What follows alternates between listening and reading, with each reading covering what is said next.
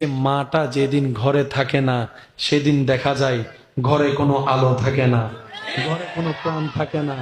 ওই মাটা যেদিন দুই একদিনের জন্য কোথাও যদি বেড়াতে যায়, ওই সামান্য কাজগুলো আমরা কেউ সামলাতে পারি না। নাস্তার জন্য বাহিরে চলে যেতে হয়, ভাত খাওয়ার জন্য বাহিরে চলে যেতে হয়। বাহির থেকে ঘরের রং ঠিক থাকলেও ওই মাটা ঘরে না থাকলে, ওই মেয়েটা নারীটা ঘরে না থাকলে ওই ঘরে কেমন যেন একটা নিষ্প্রাণ নিষ্প্রাণ অনুভব হয়। হ্যাঁ, নারী জাতির কোনো নিজস্ব বাড়ি নাই, এটা যেমন সত্য।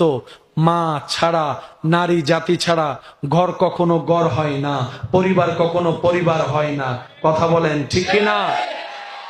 ওনাদের নিজস্ব ঘর নাই, কিন্তু আল্লাহ তাআলা ওনাদেরকে এমন ভাবে ধৈর্যের পাহাড় বানিয়ে দিয়েছেন, ওনারা ছাড়া ঘরও হয় না, পরিবারও হয় না, সংসারও হয় না। বলেন না সুবহান।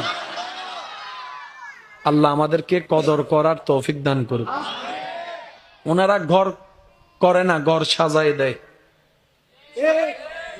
মারা ঘর কি করে? মা ছাড়া, বোন ছাড়া, স্ত্রী ছাড়া ঘর, এটা যদি এক সপ্তাহ আমাদের হাতে দেয়, তৈল একটা নিন্দি, লুঙ্গি একটা নুন্দি, জোতা সোফার উড়ে। সত্য না মিথ্যা আপনারা বলেন ঠিক কিনা? হর বেগিন জমির আদুইয়ের ফরি থেকে ঘরের আর ঘর থাকে।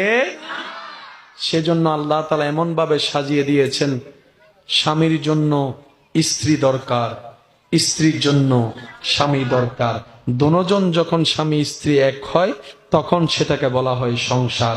ওই সংসার থেকে হয় পরিবার, পরিবার থেকে হয় সমাজ, সমাজ সমাজ সমাজ থেকে হয় দেশ। সুবহানাল্লাহ। আল্লাহ তাআলা আমাদেরকে একটু বুঝার তৌফিক দান করুন।